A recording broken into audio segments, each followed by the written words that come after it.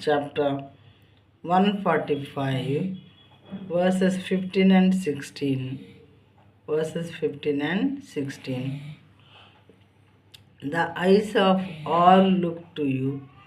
The eyes of all look to you, and you give them their food in due season. You open your hand and satisfy the desire of every living thing. సర్వజీవుల కన్నులు నీ వైపు చూచుచున్నవి. తగిన కాలమందు నీవు వారికి ఆహారం ఇచ్చుదువు. సర్వజీవుల కన్నులు నీ వైపు చూచుచున్నవి. మనకి ఏ సహాయం కావాలన్నా కానీ దేవుని వైపే కదా మనం చూస్తాము. ఏ సహాయం కావాలన్నా మానవులు చేయలేనటువంటి సహాయాలు దేవుని దగ్గర పరిగెడుతూ ఉంటాము.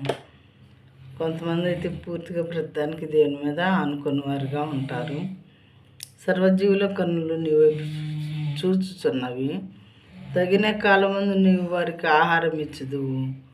తగిన కాలంలో ఆహారం ఇస్తాడు నా తండ్రి నాకు అని ఎదురు చూస్తూ ఉంటారంట. సర్వజీవులు కూడా ఎదురు చూస్తారు. నీవు నీ గుప్పిలి విప్పి ప్రతి జీవి కోరికను తృప్తిపరచుచున్నావు. ఆయన గుప్పిలి విప్పి దానిలో నుండి ధారాళముగా ప్రతి ప్రాణికి దయచేసేటటువంటి వాడు ఈ దేవుడు. నీవు నీ గుప్పిలి విప్పి ప్రతి జీవి కోరికను తృప్తిపరచుచున్నావు. వాక్యం మించినటువంటి సహోదరి సహోదరుడా, ఎంత మంచి దేవుని నీవు కలిగి ఉన్నావా? ఎవరికి వాళ్ళమే ఆలోచించుకొని ఒకవేళ కలిగి ఉంటే అనుక్షణం మనం దేవునికి కృతజ్ఞత తెలుపుకుంటూనే ఉండాలి, స్తుతులు అర్పించుకుంటూనే ఉండాలి.